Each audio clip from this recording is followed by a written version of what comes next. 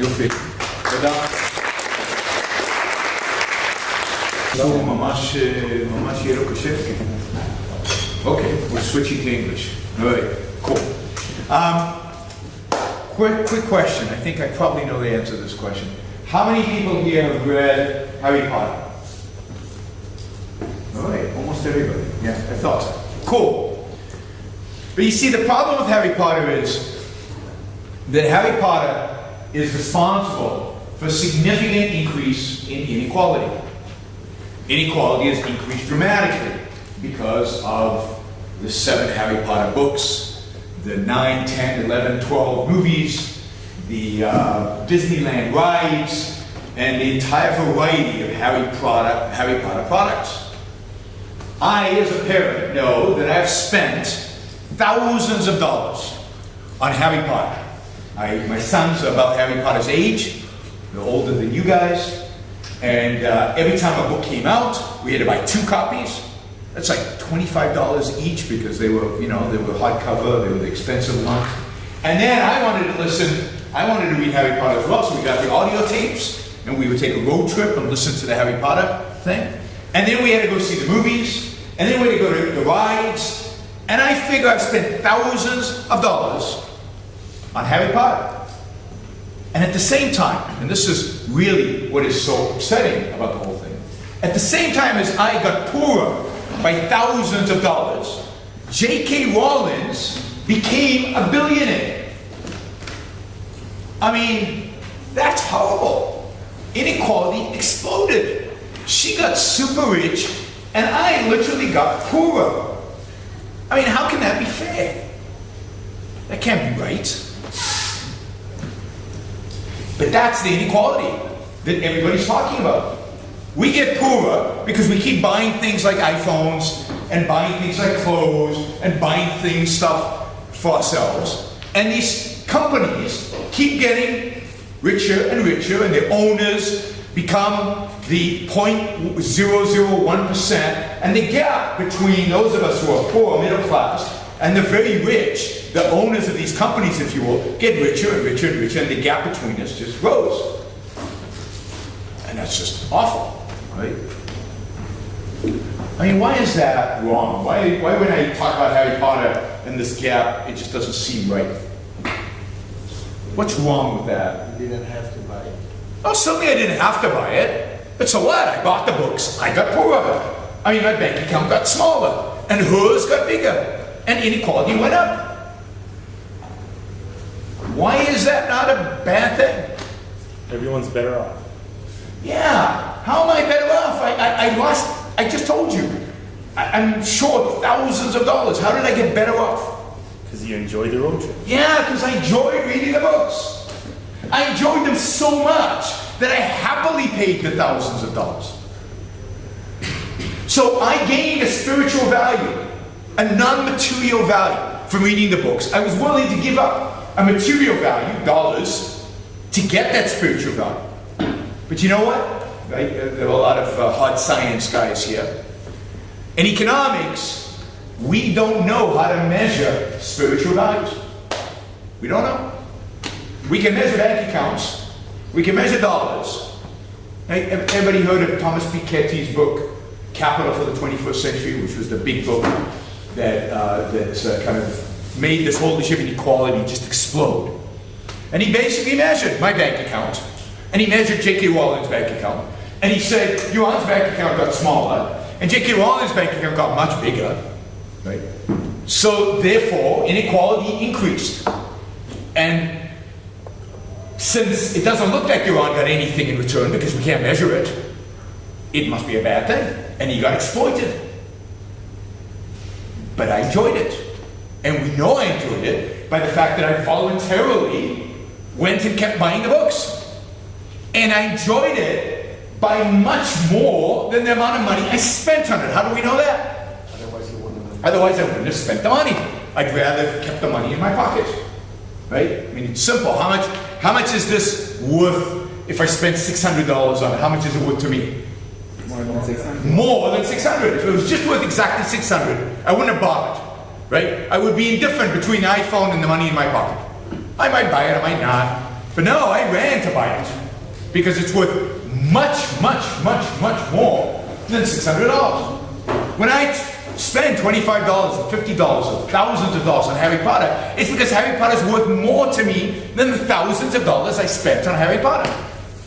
So yes, my bank account got smaller, but my life got better. And J.K. Rowling made a little bit of money off of it. Cool. Thank you, J.K. Rowling, because I only had to pay $25 for a book that increased my joy in life by much more than $25. But again, economists can't measure that. So if we just look at numbers, it looks really bad. But people say, well, but J.K. Rowling, that's different because it's a book, but that doesn't work in the real world. That doesn't work. That's not how markets work, right? Really? What's the secret of becoming a billionaire? How do you become a billionaire? Not a millionaire. Million is easy, but how do you become a billionaire? Right? Anybody know how you become a billionaire? Find something. This is incredibly valuable information for you guys. Find something everyone wants. Yeah? Everyone wants a private jet, so you're not going to become a billionaire by designing private jets. By selling them Something that even people Probably not even by selling them because it's not a big enough market. But how do you become a billionaire? So everybody wants it, but there's something missing. everyone can afford. That everybody's willing to pay you more than what it costs you to produce. So find something that hundreds of millions of people are willing to pay you more than what it costs you to produce. And if hundreds of millions are willing to do it, and if they're willing to do it over and over and over again, like a Microsoft product or an Apple product or like an Amazon product, then you'll become a billionaire. It's easy to become a billionaire. In other words, we'll put it this way, why are people willing to keep buying your stuff for that price, which is higher than what it costs you to produce? Why are they willing to do that? They don't know how to do it. They enjoy it. Because they are getting a benefit from it that is more than what they're paying for it. So in other words, the only way to become a billionaire is to come up with a product that everybody wants, that they're willing to pay for it more than what it costs you to produce, because it benefits their life. So you could shorten that and say the only way to become a billionaire is to impact the lives of billions of people for the better. That's how you become a billionaire. I don't know any billionaire in a free market who hasn't made the world a better place to live, by definition. Whether it's Amazon, I don't know how many of you guys use Amazon, but I couldn't live without it. It's unbelievable how much my life is better for having Amazon, or more appropriately how my wife's life is better for having Amazon. We do all our shopping on Amazon. Who the hell wants to go to a mall or to a store or anything like that? Wow, I mean, there's time saved from not having to walk, in all these stores and go and look for stuff. You can click and find things in seconds, and it used to take you hours. Think about how much life you have saved because of Amazon. So Jeff Bezos is the richest man in the world. And yet, I don't think he has anywhere near what he deserves. Like if I saw Jeff Bezos, the first thing I'd say to him is, thank you. As much money as you've made off of me, you've benefited my life 1,000 times more than the money I've contributed to your bank account. And yet, we hate those guys up on top. We resent their wealth. We want to knock them down. We keep saying this inequality, it's a real problem. And it's not, right? It's a real problem for both ends. We believe poor people are too poor and rich people are too rich, and we want to, crunch them all together. We want to make them more equal. That is the story, left and right. Everybody basically supports the agenda of increasing equality in society. I don't know of anybody in the world of politics or the world of public policy who does not argue that inequality is a problem. And yet, if you go back to economics, if the rich get rich by making all of our lives better, then why is it a problem? If the gap increases but everybody is better off while the gap increases. Why do we care? And people mention, we have real problems in Israeli economy, in American economy, in the Western economy generally. The poor seem to have less mobility, less ability to rise up from poverty. They seem stuck in some way as compared to maybe 20, 30 years ago, at least in the United States. Economic growth seems to be slow all over the West. Some people who get rich don't get rich by making the world a better place. How do they get rich? Yeah, by manipulating governments to provide them with favors, by corruption. It's a nicer word for it, corruption, right? So there are real problems in the world out there. But none of those problems, not a single one of them, has anything to do with the gap. Like inequality is a gap. It's just a numerical function of the difference between people in the 1%, however you want to define it, and people in the bottom 10%, or in the middle at the top, or however you want to define it, it's just a gap. And there's absolutely zero economic theory that relates the gap to any of these problems. It doesn't make any sense that the gap in itself would cause people to stay poor, that the gap in itself would cause corruption at the top, that the gap in itself would slow economic growth. Quite the contrary, I would argue. The attempts to shrink the gap, our attempts to shrink this gap, are what actually cause all the problems. We can talk about that. So what is it about inequality that we find so offensive? Because it's not economics. It's not that we have a problem with people, we shouldn't have a problem with people creating wealth if they really create it. And what is it? Well, a lot of it's envy at the end of the day. Real envy of success, real envy of progress. But before we get to envy, right? One of the problems is that we have this perception of wealth in society. We just assume that it's there, right? And people use this analogy, and I know they use it in Israel, they use it in the US, they use it everywhere, of a pie. Piketty uses it in his book. There's a pie. We have wealth in society. Right? And we have this association when you bring a pie and all the friends are gathered around the table and you put a pizza in the middle of the table, right? The assumption that everybody's going to get the same amount, right? And if you're in a family and like you're slicing up the piece and one of the kids get a bigger piece, everybody else goes, oh, you got a bigger piece, that's not fair. Because the assumption is it's our pie. And if it's our pie, we all get to share it about equally. Great. So we have this assumption that wealth in society is a pie. And now the question is, what do we do with this pie? And how do we divvy it up? And if you have this, this family association of how a pie is split up in a family, we'll go, well, he got a bigger piece, it's not fair. Now what's the problem with that? There are many problems. What's one problem with that? It assumes what about the pie? Yeah, that it's fixed. That this pie just exists, and it's fixed. That it doesn't grow. But we know that's not true. Wealth grows constantly. That the pie actually constantly gets bigger and bigger and bigger. But it's more than that. How this pie is divided affects whether it grows or it doesn't grow. And the more you divide the pie up equally, the less it will grow. Because the fact is that only some people can make the pie grow. Not everybody can make the pie grow. Only some people know what to do to make the dough rise, or whatever you want to call it, right?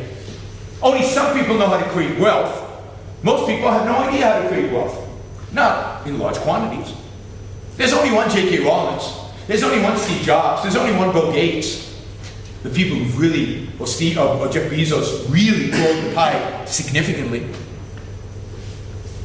And if you start slicing it up equally, then just from a purely economic perspective, you create massive disincentives. You create massive misallocations of capital. And the pie is just not going to grow. Quite the contrary, it probably will start shrinking. Indeed, every example of history where we've tried to divide pies equally, what happens? It shrinks. Look at Venezuela. Their pie has shrunk dramatically. But there's a bigger problem with this pie analogy. Much bigger problem with the pie analogy, that it's fixed. What's the bigger problem with the pie analogy? The bigger problem is there is no pie. There is no such thing as wealth that society has. There's no GDP, in a sense. There's no the wealth of Israel. There's no pie. There's your pie, and your pie, and your pie. We each bake our own pie. And yeah, economists and politicians squish all the pies together. We can add them all up and tell you, yes, on average, this is what it is, or this is the aggregate of wealth in society. But society didn't create the pie. Society doesn't own the pie. You own the pie that you made. It's yours. And I don't get to take your pie and crunch it up with mine and pretend that now it's one big new pie that we have to divvy up. Who the hell gets to decide how we divvy up the pie? It's none of anybody's business. Don't touch my pie. My pie's mine. Get your hands off of it. You don't get to aggregate my pie into some collectivistic big pie that then some central planner gets to divide up in some whatever matter. And I don't care if I get a big piece or a small piece. Nobody gets to touch my pie. Nobody should touch your pie. You made it. You did build it. So there's no such thing as collective wealth. Again, economists need to aggregate stuff so we can talk about the macro economy. But there is no such thing, really, as a macro economy. All there is you and you and you and you acting and creating and building and making and trading. And if you make a big pie and I make a small pie, how do I have a claim against the big pie you made? Why? You made it, not me. I didn't do it. So the whole idea of a pie is a collectivistic myth that assumes that what you create is owned by all of us. And that's just wrong. What you create is yours. What I create is mine. That's the fundamental basis of a free society. So people think in distorted ways about the whole issue of wealth creation, the whole issue of inequality. Indeed, they really can't think about it. Partially because they're distorted by these collectivistic notions that add nothing, that contribute nothing to an understanding of the actual underlying issues. I mean, if you look around this room, you can do it. People next to you won't. Look. Everybody here is different. I mean, how shocking is that? There are no two people who are the same. And that's true in every single room I've ever spoken at. It's quite bizarre. And it turns out that if you take a bunch of people who are different and you leave them alone, you set them free. And you come back a few years later, are they all going to be the same? No, they were different. And they're going to stay different. Which means you're going to do different things. Because you have different skills, you have different abilities, you have different moral character, you have different work ethic. You're different in so many dimensions that the outcome of any activity you engage in is going to be different. It's not going to be the same. Some of us will choose to start a technology company and be incredibly successful and change the world and benefit mankind in a massive scale and become gazillionaires. And some of us will choose to be teachers and never make any money. A choice. It doesn't mean one is smarter than the other. It doesn't mean one is more, virtuous than the other. It just means one chose a career path that generates money, and another one, because of the scale on which they function, another one teaches where the scale is very small. If you teach, you can affect, tens of thousands of people throughout your career.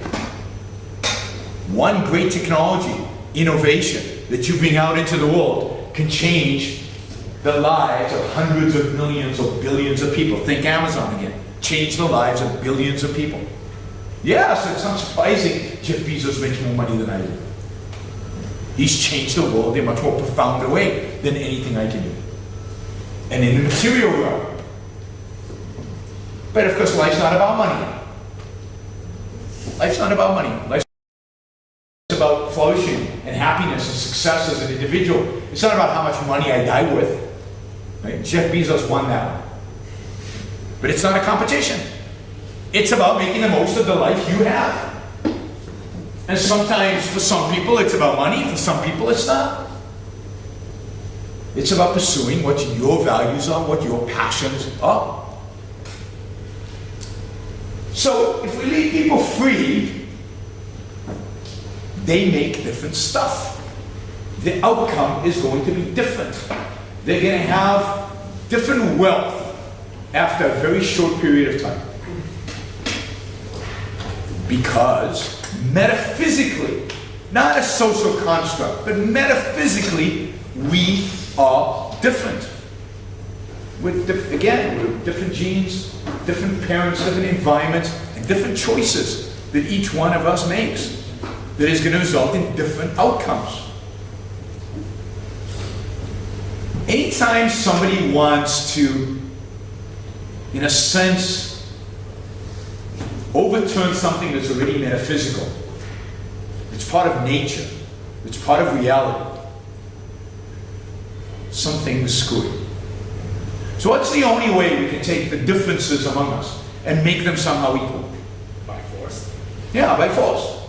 The only way to do that is by force. And even then we can't really do it. We can just approximate it. Right? So yeah, some of us create a lot of value and some of us create a little value. What can we do in order to equate things? We can take from those that created value and give to those who didn't create value. Now, how is that just? How is that moral? How is that right? To use force against those who created, to give to those who didn't create. Where is the morality in that? Where is the justice in that idea? But that's exactly what those who would tell us that inequality is a problem, it's exactly what those who want to solve the problem of inequality want to do. And of course, why stop at money? Right? We're unequal in lots of different things. How do we equate out inequality in any respect? Relationships. What's that? Relationships. Relationships, how does that work? Hope for a socialist to try and equal להביא לשוויון ביחסי מין, ביחסי between people. What's that? A woman for every worker. Yeah, a woman for every worker, there you go. Or a man for every worker, it depends, right? On your orientation. And that was very sexist because you assumed that men work and women don't. So you're in trouble now. You're in trouble now. We didn't talk about anybody in between. Yeah. No! I mean, there are many dimensions in which we're different. There are many dimensions in which we're unequal. And the only way to try to remedy that is by use of force. There's no other way to do it. And if you accept that force is bad in some dimension or another, then the striving towards equality cannot be a good thing if it requires physical force. And it does. There's just no other way to make us equal. And indeed, even with force, you can't make us equal. Some of us are smarter than others. Some of us are more ambitious than others. Some of us, we all have different interests. How do you make us equal? You can't. And that's the point. Metaphysically, we're just not. And you can't overcome those metaphysical barriers. So the whole idea of trying to establish equality is, in my book, an evil idea. Indeed, it's probably the most evil idea one can imagine. There's only one sense in which equality means anything. When the Founding Fathers' Declaration of Independence in America write that all men are created equal, what do they mean? Because we're not. We're not equal. Legally. What's that? No rights. Yeah, we're equal in our rights. We're equal in our liberty. We're equal in our freedoms. We're each born with a right to our own life, to our own liberty and the pursuit of our own happiness. We are born free. We are born with the right to live our lives as we see fit, free of coercion from our neighbors, free of coercion from our government. We are born with these rights. We're born equal before the law, if you want, if the law is properly understood as defending, protecting our rights. In that sense, we are equal, or should be, and that's something you can actually control by structuring the right kind of government and understanding of individual rights. But notice that any attempt to establish equality of outcome, any kind of outcome, necessitates violating the idea of equality of rights. Because any attempt to establish equality of outcome means taking the pie that you baked by force from you and giving it to somebody who didn't bake it, which is a violation of your rights to your own property, to the product of your own labor, to your own life. So there is a trade-off, a direct trade-off between the striving towards equality of outcome, which is impossible to get to, but the striving towards equality of outcome, and freedom and liberty. If you value liberty and freedom, if you value individual rights, if you value your right to live your life as you see fit, you cannot value equality of outcome. And of course, if you value equality of outcome, you do not value the rights of an individual to live free. Now, in that kind of setup between equality and freedom, I'm on the side of freedom. I don't know about you guys. And not on the side of equality. Now, that's true even if you don't believe in absolute equality, even if we just want a little bit more equality. It requires violating somebody's rights. Even if you want so-called equality of opportunity. What is equality of opportunity? Not discriminating? No, equality of opportunity is not about discriminating because the fact is that we all have different opportunities. It's very much an outcome, right? Think about it. What do they complain about equality of opportunity, for example? A poor kid is born with parents who don't have a lot of money and therefore might not send him to as good a school, and therefore they might not have a computer at home, they might not have books at home, or whatever it is. And, you know, my kid was born in a relatively wealthy family and had a computer at home and books at home and parents who loved him and da-da-da-da-da, so he had more opportunities than that other person, right? How are you going to equate the opportunities if we were going to equate opportunities? By squaring the outcomes of one person. Well, again, yeah, it's another form of outcome. The only way is to equate some way of outcome. In other words, take from some to give to the others. So again, even the idea of equality of opportunity, as understood by most people, requires a violation of rights and requires the violation of some people's freedom. I think it's more about the average. People want that the average poor child will have as much of a chance as the average rich. But he's not going to. There's no way to do that unless you take from the rich and give to the poor. So it necessitates the same kind of action, right? Is that morally acceptable? Well, I mean, that's a good question, but is it ever acceptable to use force in order to fulfill your or anybody's social ambitions, right, or social ideas? The fact is, that we're all unequal. We're born into unequal circumstances. We're born with different genes. We're born, and now you want to penalize somebody who's born in a good situation for the sake of somebody who's born in a bad situation. Is that morally right? I work very, very hard, a lot of hours, to give a huge amount of opportunities to my kids. And now you want to tell me no. Your kids have too many opportunities. We're going to penalize them. We're not going to allow them into schools. We're going to take some of their opportunities away because somebody else, for whatever reason, right, didn't have those opportunities. How is that right? The alternative is that the poor will remain poor. No. Why would the poor remain poor? Because they lack opportunity. But they don't lack opportunities. opportunities. They just don't have equal opportunities. There's a big difference between lacking opportunities and not having equal opportunities.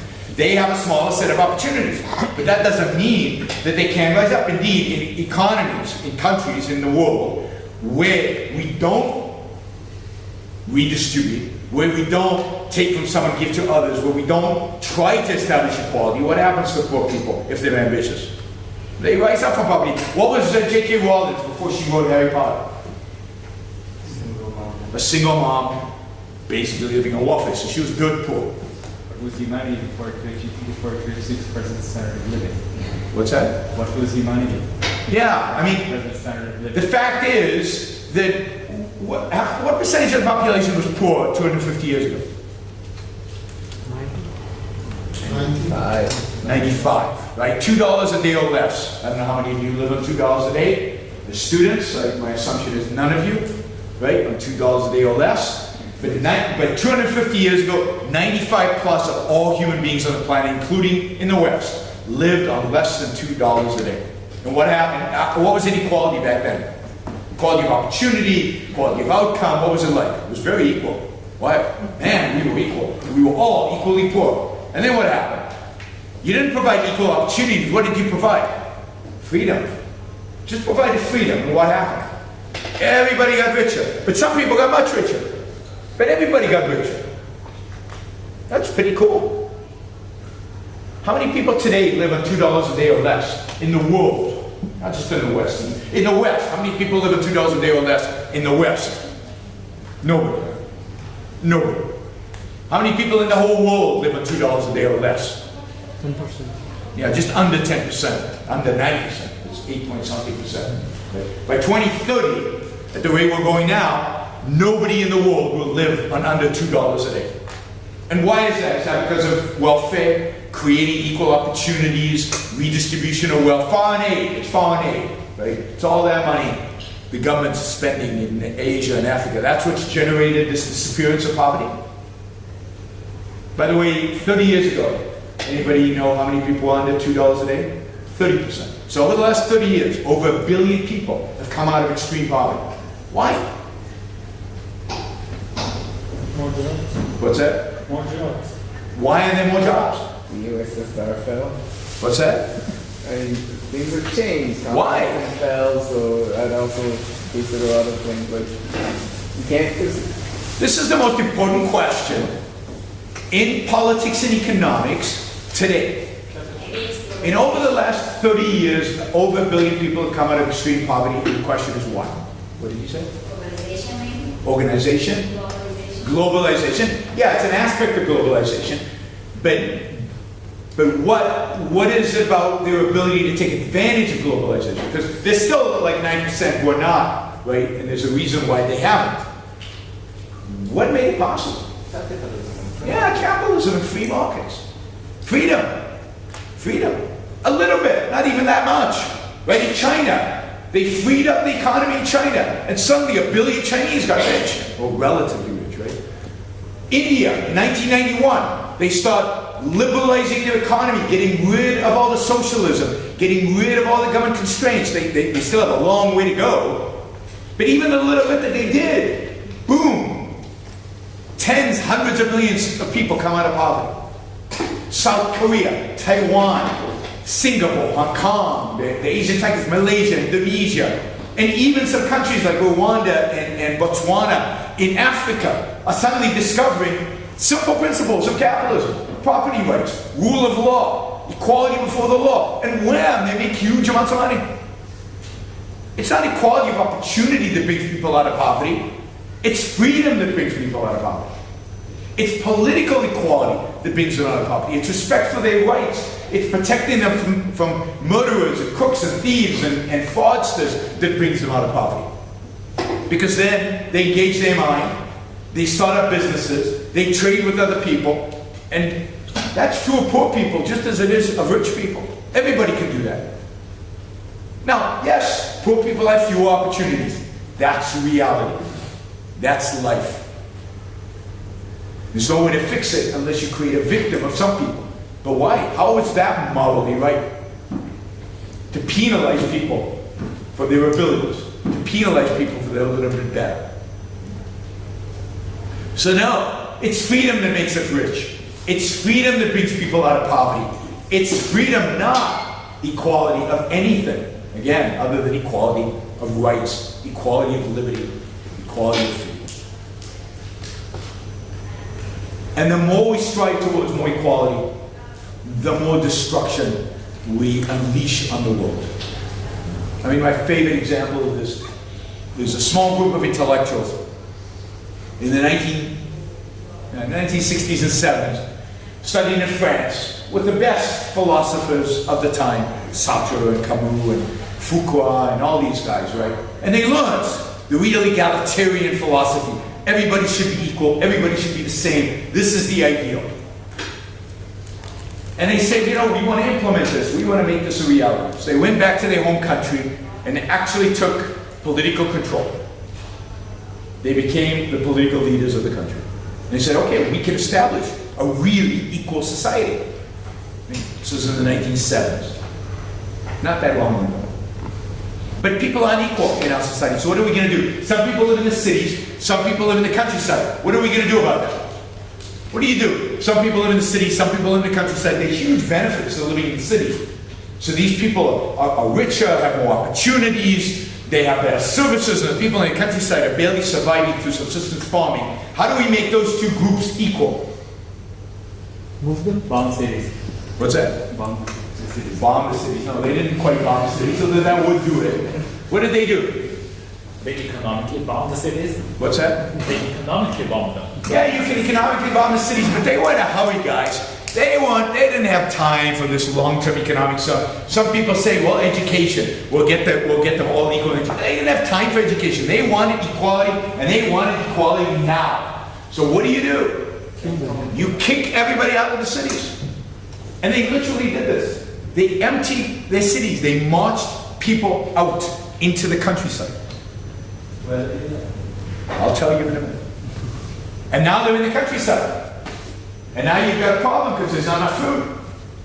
But some people, so people are foraging. Foraging is going and picking nuts and berries and hunting animals, little animals, because there's not enough farmland for all these people to cultivate. But it turns out that some people are better at foraging for food than other people.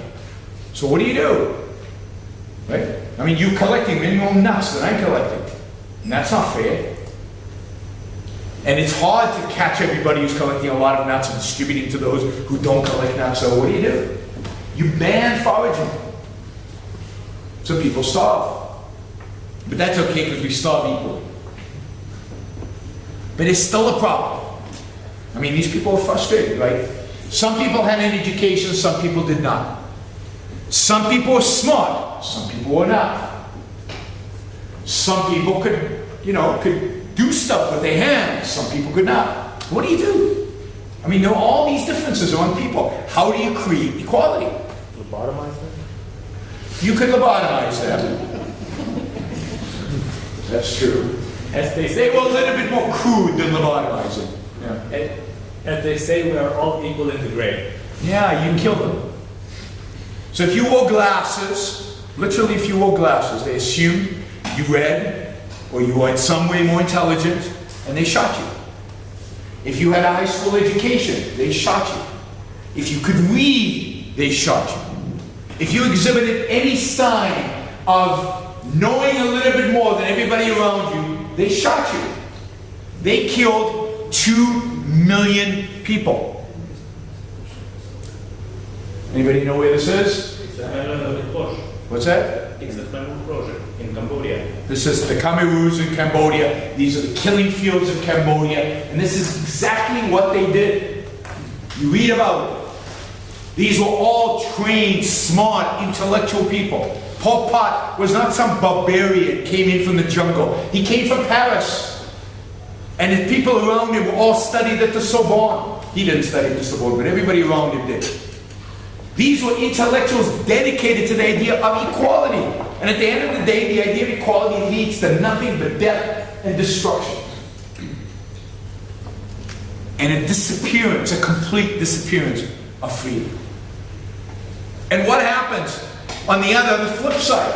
When you allow people a little bit of freedom, never mind a lot of freedom, they get rich, relatively speaking.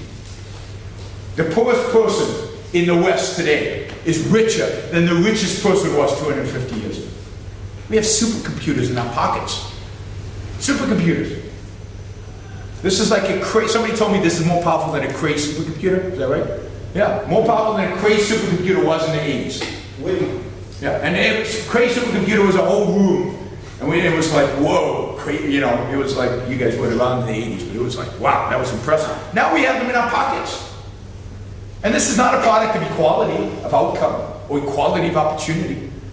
This is a product of some genius and allowing that genius to be free to manifest itself in the world. So inequality, in my view, well, not in my view, in reality, is a feature of freedom. It's part and parcel with freedom. It's not a bug. It's what happens when you leave us free. Equality requires the disappearance of freedom. Equality requires violence. Every society that's tried it, in every place on the planet, violence is the result. And the more equal they try to make the society, the more the violence is extreme. The Khmer Rouge is obviously an extreme example, but it's real, not made up, real story. And everywhere where they've tried, in Venezuela, right now, everywhere where they try to achieve more equality, ultimately the result has to be death and destruction and the disappearance of freedom and liberty. So if you value your freedom, then you should celebrate inequality. If it's generated from that freedom. And to the extent that there's cronies, then how do you get rid of cronyism? You know, government people manipulating. How do you get rid of cronyism? Small government? Yeah, you get rid of the power of government to regulate, to control. You guys know the story of Microsoft? I'll wrap up in a second. Do you know the story of Microsoft? So Microsoft in the early 1990s, when it was the biggest company in the world, spent exactly $0 on lobbying. Zero. Nothing. No lawyers in Washington, no building in Washington. Basically the idea of Microsoft was, you leave us alone, we'll leave you alone. We're not interested. You have nothing to contribute to our project. Biggest company in the world. They were invited to Congress, and they sat in front of the Senate, and Orrin Hatch, who's a senator from Utah, he's still, unfortunately, in the Senate, a Republican, yelled at him, literally stood up and yelled at him, wagged the finger at him. You guys have to start lobbying. You got to build a building in Washington, D.C. You've got to hire lawyers. You have got to have a presence here. In other words, he said, if he was in Latin America, he would have said, you've got to start bribing me. But you can't say that in America, so you have to start lobbying. And Microsoft walked out of the meeting and said, you leave me alone, we'll leave you alone. We're not interested. 6 months later, knock on the door. We're from the Justice Department, and we're here to sue you for antitrust violations. What was the crime Microsoft had committed? Having an Internet Explorer built into its. Yeah, so in those days, to get a web browser, you had to pay $70 to Netscape, and you could download a web browser. There were no free web browsers. You had to pay. I know today it's like, whoa, pay? We don't pay for anything online. Never mind the browser that makes it possible for us to do whatever we do online, right? But that's Netscape. Whole business model was selling the browser for $70 a pop. And Microsoft came around and said, if you buy DOS, or Windows, I guess at that point, if you buy Windows, we'll give you the browser for free. That's not acceptable. It's called bundling or dumping, giving away something for free. Not good. Antitrust violation. Congress went after them. The Justice Department went after them. Guess how much money Microsoft spends today on lobbying? Like tens of millions of dollars a year. They have a beautiful building in Washington, D.C., about equal distance from the White House and the Capitol. It's true. I know exactly where the building is. I've given a lecture in that building. Right? What's the lesson? The only way to get rid of cronyism is to get rid of government power over business. It's to shrink government. It's to eliminate the possibility of government having power over you. So if I don't have power over you, you're not going to lobby me. You want to help economic growth? then get rid of all the redistribution. Because where does economic growth come from? Just pure economics. Where does economic growth long-term come from?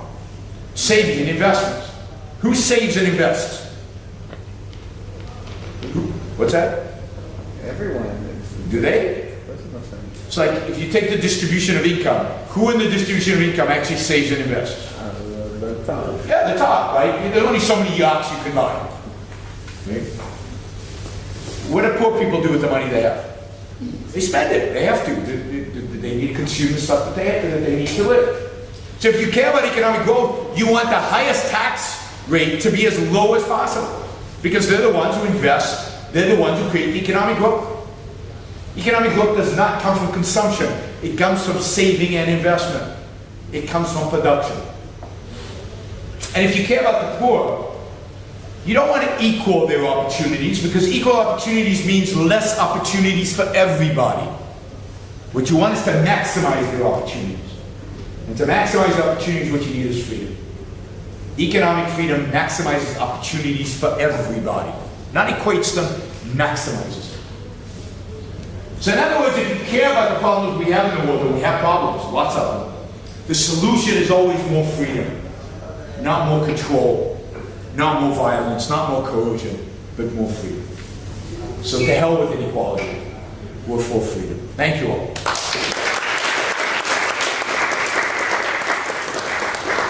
All right, any questions? Well, I think we'll have like a 3 minute break. Wanna pass around some sweets? All right. If I can take questions while you pass around the seats. Yeah. I have a couple of questions if we have time. Okay. First one is, which subjects made you doubt or still make you doubt about objectivism? Like someone told, like you thought about a subject that you were not really sure, like when you go down the rabbit hole of objectivism, you're like kind of not sure. None. So I've not found any. No. I mean, objectivism works. It's how I live my life. I've been studying it for, scary, but 40 years, 41 years. I read Al Shok when I was 16,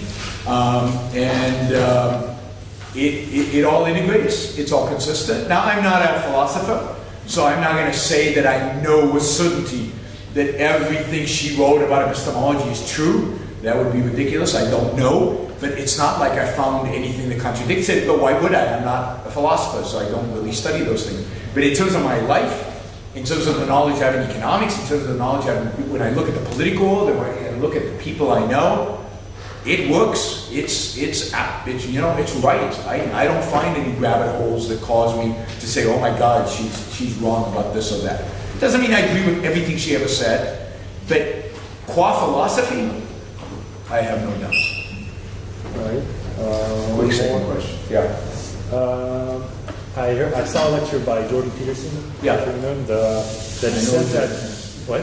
Everybody knows you. Exactly, the infamous Jordan Peterson. And he said that there was a study that saw that crime was created when there was differences in wealth. Yeah. So if everyone was poor, there was no crime. If everyone was rich, there was no crime. Once there was, so isn't it in our self-interest? So let me just say, Jordan's not here. Let me just say, bullshit, Jordan. You're a better scientist than that. Correlation A is not equal to causation. B, that's simply not true. Simply not true. When you look at somewhere like Hong Kong, or even China today, which has massive amounts of inequality, crime is very low. And you look right now, for example, in Sweden, where, you know, inequality is not that great. Crime is hugely on the rise, not partially because of Muslim immigration, but the point is there are other causes, right? Yeah. So it's the inequality is one parameter that you're suddenly drawing causal relationships from, and it's just not true. And the fact is that when we were all poor, 250 years ago, was crime higher or lower than it is today on a per capita basis, right? There's many more people today. Was it higher or lower?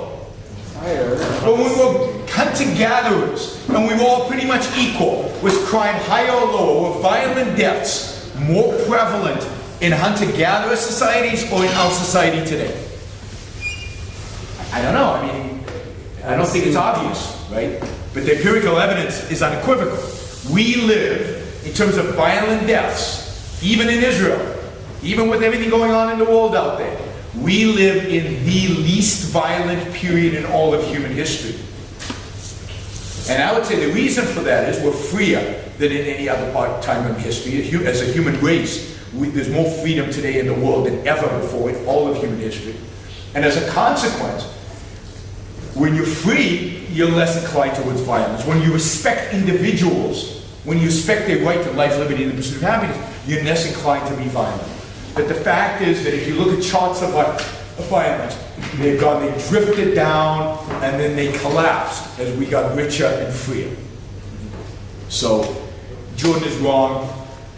Not the only time he's wrong on a lot of things, right? But certainly on that, and he makes a big deal out of inequality, and he's wrong about it. It's just sad. By the way, if you want to understand the violence, if you want to understand this concept that we live from a material perspective by every single dimension of human flourishing in the best period of time throughout all of human history, it's never been better to be alive than right now. At least on the material side. You could argue about aesthetics and other stuff, but there's a fantastic book that just came out recently called Enlightenment Now by Steven Pinker, the psychologist. It's excellent. And chapter by chapter, he takes every feature of human life: life expectancy, health, wealth, violent crime, terrorism, by every single dimension. You know, in Europe, you talk about terrorism in Europe, right? And everybody's panicking. Muslims are coming in. There's a huge amount of terrorism in Europe. There was more terrorism in Europe in the 1970s than there is today. More people died in terrorist acts in the 1970s than are dying right now in terrorist acts in Europe. I mean, the terrorists were different. They were Marxists. It was the IRA, the Irish Republican Army. It was the PLO. And now it's mainly, ISIS or whatever, right? But more people died then than do now. But nobody knows that. Nobody cares. We're panicking. The world is coming to an end because, horribly, somebody went on a knife attack in London and the world is ending. But no, when you put it in historical context, we live in the safest, wealthiest, and most amazing time in all of human history. All right. Yeah. יכולים לשאול בעברית, דרך אגב. כן. דיברת על שוויון, דיברת על עוני מוחלט. דיברתי על? על אי שוויון ועל עוני מוחלט. עוני מוחלט, כן. ובכל זאת, אני רציתי לשאול דווקא על ההיבט המוסרי, של כל העיסוק הזה בין חירות ושוויון, קצת שכחנו את האחווה. איפה אתה חושב שכן היא צריכה להתבטא, כשאנחנו מדברים על זה שיש אנשים שגדלים עם קושי לתזונה נכונה, זה לא רע, אבל לא יכולים לצפות לתזונה נכונה, לחינוך טוב, איפה זה נכנס? So what about, compassion and caring about other people when they're not getting good nutrition and they're not getting good education and they're not getting good... I mean, if you feel that way about people, right, you have every ability to help them out. You can voluntarily write a check. You can establish a charity that helps people out. But what you don't have a right to do, a moral right to do, is force me to support your charities. Right? And that's what government does through welfare, right? The majority decides on who should be helped and for what it should be helped. And then it forces everybody to participate whether they like it or not. So if you feel like there's some people you want to help, go help them. I'm not going to stop you. I'd say more than that. I think the welfare state, right, the system of welfare, and I'll get to education in a minute, right? The welfare state actually harms the people you're supposedly trying to help. Because what happens when you institutionalize this idea, don't worry, you don't have to go work, I'm going to give you a check, I'll take care of you for the rest of your life. Right? What does that do to somebody's self-esteem, to their motivation, to their ambition? It destroys it. It basically tells them that other people think they're incompetent and they can't take care of themselves. And that's a disaster. The nice thing about private charities is most private charities are only going to help you up to a point. They're going to teach you to fish instead of giving you the fish, right? To use an old parable. So, if people want to help, then they can help. But people should not be forced to help. Force is always wrong because it undercuts our own ability to live our lives as we see fit. We get to substitute other people's values for our values. What if my value doesn't involve your charity? You know, these people who are undernutrition. I want to help babies who, who might have been born with the genetic whatever, right? I want to put my money there. Right? But you're saying, no, your charity is more important than you, and you have to force me to invest in your charity. I don't want to force you to invest in what I believe. Don't force me to invest in what you believe. But let me take education for a minute. The solution for the fact that people have a bad education is what? Is to have the government provide education. Well, it's a solution every Western country has come up with, right? But if you look at what government provides, it's a lousy product. So poor kids go to these lousy government institutions in which they get a lousy education. And rich kids go to private schools. Why? Why can't poor kids go to private schools? Because we don't give them the option. So I want to get the government out of education because they do a horrible job and it's none of their business. They have no business doing education. And I want everybody to have the opportunity to go to private schools. And I want there to be competition in innovation. And what happens when you have competition and innovation in industry? What happens to quality? It goes up. What happens to price? It goes down. And then if there are kids who can't afford to go to one of these private schools that I imagine, right, what would we do? How many would be willing to help those kids out in order to send them to that school? You guys are cheap. Usually everybody had in the mood goes up, right? Well, start a foundation, start a charity, and help kids go to the private school. But more than that, prices are going to come down. It's going to become really cheap to send kids to private schools. And the private schools are going to treat parents and students as what? As customers. Who do the teachers, who do the schools treat as customers today? The teachers' union. They don't care about satisfying the kids and the parents. They care about satisfying the union bosses. It's all about the government bureaucracy. It's not about kids. Nobody cares about kids. You know, they're just cogs in the machine. So I want freedom so that poor kids can have the best education in the world, and the only way to give them the best education in the world is by privatizing education. And if we're worried about how do we transition from one place to another, have the government fund education, but not run education. And how do you do that? You give every parent a check from the government, what the government would have spent on the child's education at a public school, call it a voucher, and then that parent can use that money for any form of education the parent believes in. A private school, a homeschooling, an online school, anything, and they can roll the money over, right? And when the kid graduates, they get the money themselves, so they want to be frugal, right? So they're going to shop for the best quality education out there for the best price. You want to create a consumer kind of environment, a consumer drive. So there are market solutions for all these issues, right? But a more fundamental point. To me, morality is not about musar. Morality is not about what you do to other people. I mean, that's one aspect of morality, but not a particularly important aspect. The most important thing about morality is what you do with your own life. It's how you live your own life. You have one life on this planet. One. You don't get a second chance. There's no, Buddhist reincarnation. Believe me. And if there is, you might be reincarnated into a cockroach, so you don't want to take the risk, right? You got one life. My view is morality should teach you how to live the best life that you can live on this earth right now for yourself, for your own happiness, for your own flourishing. I don't measure people's morality based on how much they help other people. I measure people's morality based on how much they make of their own life. I love Bill Gates and Steve Jobs, not because they helped the world, because they made their life mean something. They did something important. And they lived a full, complete life, it seems like it. Right? Not that they were perfect, not that everything they did was right, but in their most important aspect of their life, at least for us outsiders, in their productive life, in their career, they did something amazing. So to me, them all, not because they helped the world, but because they made their life mean something. They flourished as human beings. And that's what I want everybody to do. I want everybody to have the freedom as an individual to make the most of their own life. And if part of that means helping other people, cool. But you shouldn't be measuring what's good and what's bad based on how much we help other people. Other people are one aspect of reality, but the most important person for you to help is you. You gotta live. You gotta live the best life that you can, and most of us do. Most of us don't care that much about other people. Right? People are dying all over the world. How much money do you guys send them?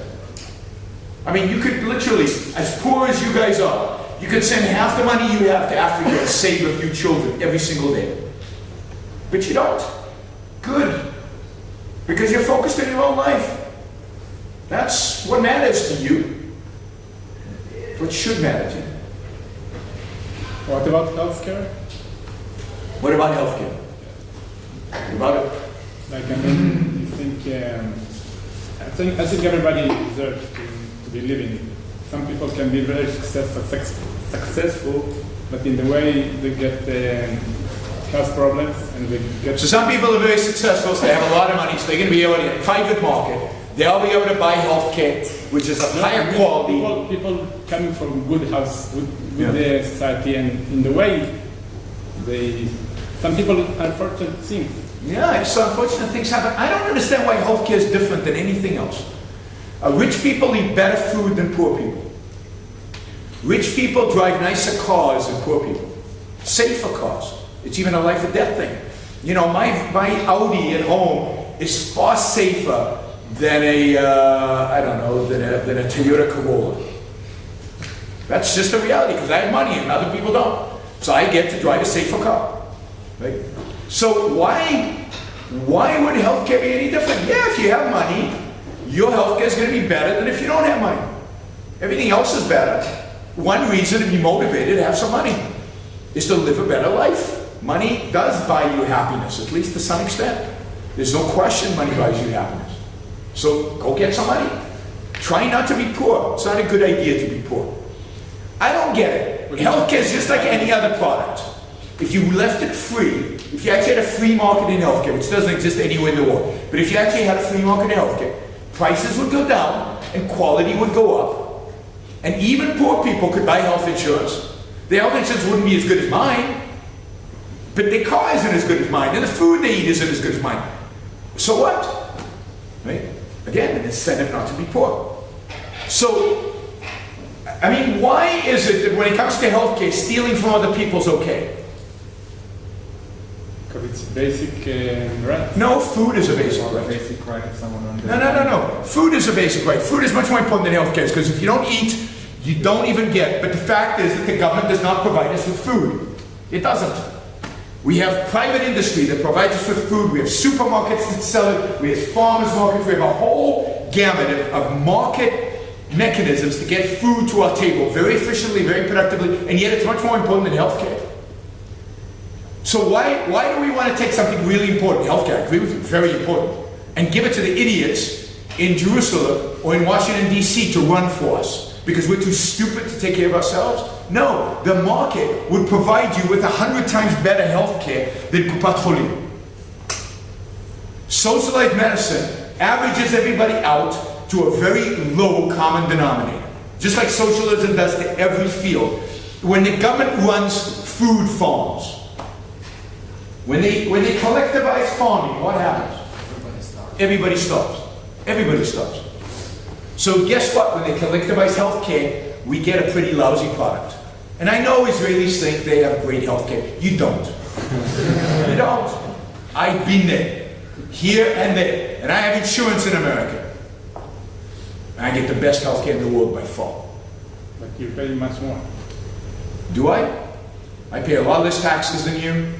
I have a lot less interference in my life than you do. So I pay a little bit more on the insurance side on healthcare, but I pay less elsewhere. So do I really pay? You think healthcare is free in Israel? It's not free. It's just you're paying indirectly for it. I think you should check your father's signature and see how much does he pay for health. Your health. Maybe you won't pay less. You should really try. And the idea of health insurance today in the United States, I have a health insurance policy that is way overpriced. I wouldn't buy the health insurance policy that I have today if I had a choice, but I don't have a choice. The state of California tells me you have to buy this health insurance policy. And this health insurance policy includes coverage for pregnancy and childbirth. My wife and I are not having any more children. 2, plenty, we're done, right? It covers acupuncture, needles sticking in you. I've done it, doesn't work for me. I don't want but I have to get the coverage for it. And that's all regulations, it's all government involved. If you gave me a plain vanilla health insurance policy that covered the things that I really value, like hospital stays, surgery, cancer, heart disease, it would be half the price. And again, I get the best health coverage, I get the best health treatment in the world. I can go in anywhere and get an MRI in 5 minutes. I don't have to wait in 3-week lines like you guys do here, die in the process. So no, I don't think healthcare is any different than any other thing else. I value it so much that I do not want the government to have anything to do with it. The government's good for one thing, a gun. Government is force. Government is coercion. And the only place force and coercion belong is in law enforcement. It's in police. It's in the military. And that's it. I don't want guns in school, which means I don't want government in school. I don't want government in my health care, so I don't want the government in my health care. I want market, voluntary trade, voluntary transaction in every aspect of my life except the aspects that are inherently use of force, which is policing and military. And that's the only thing I think government should do. All right, go this side. Yeah. אני שאלה לי, אין בעיה. אני כאילו זורקת, אני לא יודעת אפילו אם זו שאלה, זה משהו שעלה לי. זכויות אדם זה משהו שהוא מוגד סביב מדינות, נגיד. זאת אומרת, זכויות אדם זה משהו שהוא גם מובדיע, אבל זה משהו שהוא מאוד מאוד מדיני, זה משהו שמדינות יצרו. כי בגלובליזציה, פה בזמן תהליך שנוצר על ידי מדינות, זאת אומרת, הסכמי סחר וכדומה. אני כאילו, זה קצת המשחק הזה בין, אנחנו יכולים לחיות בחופש גלובליזציה וכדומה בגלל שיש מדינות, ובו בזמן אנחנו רוצים שהמדינה כמה שפחות תכפה עליהם, אז איפה האיזון הזה בין... וואו. אז בואו נתחיל בזה שמדינות לא יוצרות זכויות אדם. זכויות אדם זה דבר טבעי. It's part of our nature, it's what we are. עכשיו, המדינות או שמגינות על זכויות האדם, או שמפקירות את זכויות אדם. אבל התפקיד של מדינה מוסרית, מדינה צודקת, זה להגן על זכויות האדם. אין מדינה צודקת בעולם היום שמגינה בצורה מלאה על זכויות האדם. כולן מפקירות את זכויות האדם. אבל יש וריאציה. יש את סעודיה שבה נשים לא יכולות לנהוג, כן? אז זה הפרה של זכויות אדם. מה זה? מתקנים את זה, עוד מעט אפשר. אולי, נראה. בדיוק קראתי בעיתון ששמו את המנהיגה של הנשים שהפגינו בעבר לתת להם לנהוג, שמו אותה בכלא לפני שבוע, אז מי יודע מה הם עושים בסעודיה. אבל הנקודה היא שיש מדינות שמפקירות זכויות אדם בגדול, יש מדינות שמפקירות זכויות אדם קצת רק, נגיד במערב באופן כללי. אבל כולן מפקירות זכויות אדם, וזה עצוב. מה אני רוצה מדינה קטנה שכל מה שהיא עושה זה מגינה, לא מפירה, רק מגינה. אותה דבר גם בגלובליזציה. גלובליזציה זה לא תופעה של מדינה. זה תופעה שאני נוסע לסין, מגלה שבסין הם מייצרים נעליים יותר טובות ויותר בזול ממה שאני יכול לקנות בבית, אז אני קונה אותם בסין ומייבא אותם לארצות הברית. הממשלה היא קשורה, אכפת לי המדינה. אין דרך אגב הסכם סחר בין סין לארצות הברית, אין הסכם. יש פשוט סחר, כי מדינות לא סוחרות. ארצות הברית לא קונה שום דבר מסין. אני קונה משהו מסיני, שייצר משהו. חברה אמריקאית קונה משהו בחברה סינית.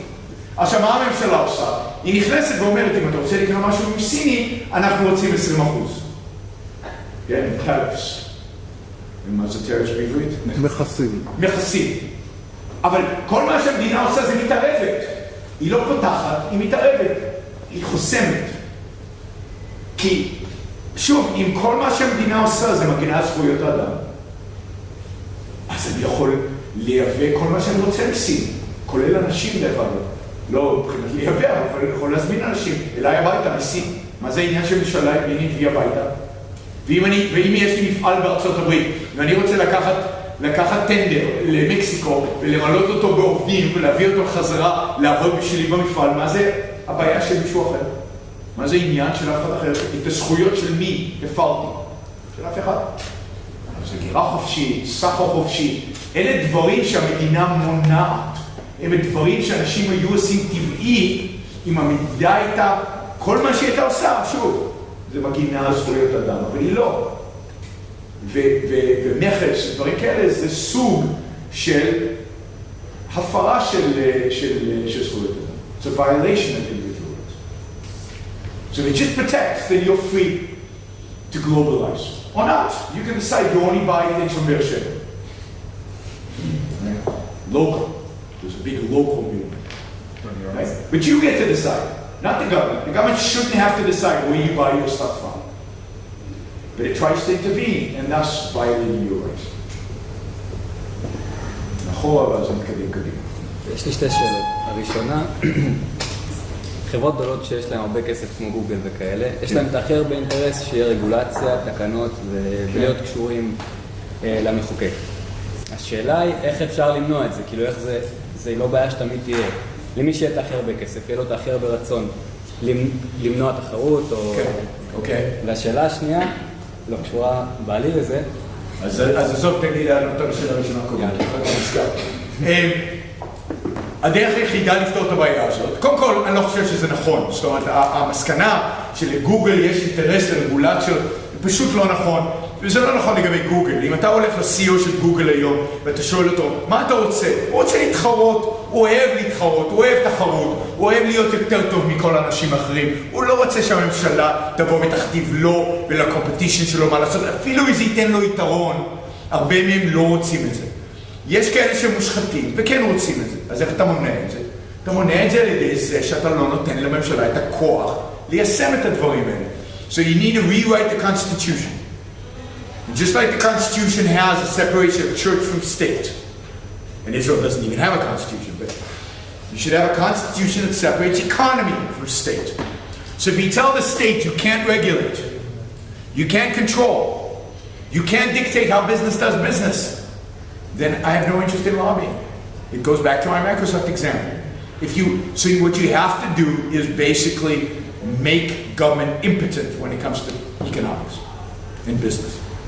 אוקיי. It's the only way to solve it. זה משהו שמזין את עצמו, כי תמיד יהיה מי שירצה להשאיר את המצב כמו שהוא. But if you make it legally impossible, so in the 19th century, there was a lot less lobbying and a lot less cronyism than there is today.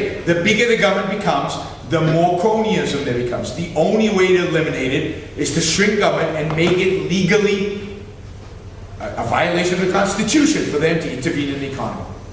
אוקיי.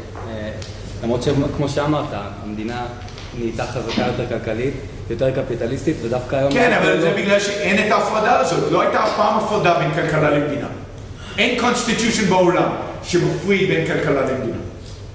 אוקיי, שאלה שנייה. מרגיש שכאילו כל התחום של ערכים ליברליים וקפיטליזם והכל, וזה מדגם מייצג פה, יש הרבה יותר גברים מנשים. כאילו נשים הרבה יותר סוציאליסטיות, מתחברות אולי לרגש, או לא יודע איך לקרוא לזה. יש לך, אתה יכול להביא סיבה לזה, או למה זה קורה? למה בכל הפורומים תמיד יש הרבה יותר גברים מנשים? קודם כל זה עצוב. זה מה שמרגיש. כן, אבל... בגוף השאלה. מה, לא יודע. תשובה בגוף השאלה. אנשים חושבות הרבה יותר אמוציונלית מאשר... אני לא יודע אם זה... תכף תקבל פה כפתר אמוציונלי. יש התפלגות הפעמון, כמו בכל מקום אחר, הממוצע, התוחלת של אנשים שונה מהתוחלת של הגברים. יש נשים יותר חכמות מגברים, יש גברים יותר חכמים מנשים. לא דומה טובה, סליחה, לא קיים חזרה. יש נשים יותר חזקות מגברים, יש גברים יותר חלשים מנשים. עדיין אם אתם תיקחו את הגבר הממוצע, הוא יהיה יותר חזק והאישה הממוצעת. סביר להניח שאם אנחנו ניקח 98 גברים ממוצעים, הם יהיו יותר חזקים מ-98... I don't know the exact answer, right? But I do know that men and women are different. And they respond to different stimuli in different ways. Now, you could argue that that is social, that they've been socialized to be that way. And there's a good argument to make, I think, to be made that they have been socialized. Expectations on girls are different than expectations we set for boys. And therefore, from a very young age, they're trained in a particular way. But even if you take the most egalitarian societies, where men and women, or girls and boys, when they're young, are treated the most equally, like in Scandinavia, where they really make an effort to give dolls to boys, to give little cars to girls, and to treat them as equally as possible. There's still differences in career choices and all kinds of other choices that they make. But there are differences. And one of the ways that those differences seem to manifest themselves, and don't ask me why, because I don't know, I'm not a psychologist, and I haven't dug into the numbers, is in interest in some intellectual pursuits. There's some intellectual pursuits that men seem to be, on average, more inclined towards than women. And it's sad for us, guys, who are in these movements, right? Because there's not enough women. But it's, it's a fact out there. YouTube, for example, if you look at YouTube, 90% of the consumers of YouTube are men, and 10% are women. It's 90-10. But if you go to a podcasting app, you will find that women listen to a lot more podcasts. So, I don't know, it seems like men are more visual, and they need the visual stimulus in order to get auditory information, and women can just hear and they don't have to see in order to get that information. I don't, that's a speculation, but that's just a fact that YouTube is overwhelmingly male. We like cat videos, I don't know, because that's what mostly on YouTube. So there are differences, and they manifest in these kind of audiences, and I think it's mostly socialization. I think it's mostly the way girls are raised, because when it comes to reason, I don't think there's a difference between men and women. We all have minds, we're all the rational animals, and we all can control our emotions. Maybe women are more sensitive to certain things and men are less sensitive to them, but we all have reason and we can overcome that sensitivity if it exists, right? So there should be equality in terms of intellectual pursuits among men and women. But there's something about how we socialize, I think, or how we educate, or expectations that we set that create the differences. That's the best I have. But it's true that in every group, where these kind of ideas certainly, but I think most ideas. And by the way, I don't think it goes socialism, capitalism. I don't think that's the split. I don't know exactly what the split is, but there is, obviously, there's just more men in all of my talks anyway. And if I look at, it's even worse on YouTube. Literally on YouTube, watching my videos, just mine, it's 98-2. It's 98-2, which is unbelievably depressing. It really is. And I don't know if it's other thinkers, but maybe I'm just not appealing somehow to women. But that's 90. Now in my podcast, it's 50-50. So again, kind of interesting. In Facebook and Twitter, it's about 75-25 men. But in YouTube, 98-2. That's just bizarre. But if 90% of consumers of YouTube are male, then you're going to get 98-2. Right? So there's a lot going on there. Not an expert, don't know exactly why, but we have to recognize that there are differences, and certainly there are differences in the way we treat girls and boys, and the idea of reason and how to apply it. And I am an advocate of a philosophy created by a woman. Right? Ayn Rand was a woman. And a lot of people assume she was a man because they think only men can create these ideas, but that's bullshit. All right, we're going to go here and we'll at the top. באחת ההרצאות לא מזמן דיברת על המוסר במלחמה, כן, זה כאילו, אז הסכמתי הרבה עם מה שאמרת, כן, שאנחנו לא צריכים לחסוך כאילו את החיים, שכאילו הדבר הכי חשוב זה לא צריך להיות האויב שלנו, אבל קצת היה לי קשה להבין מתי, נגיד בעניין של חקירה של האנשים שתפסנו, כן? אז שאמרת, אולי אנחנו כן צריכים בעצם לחקור ולענות אנשים במקרים מסוימים.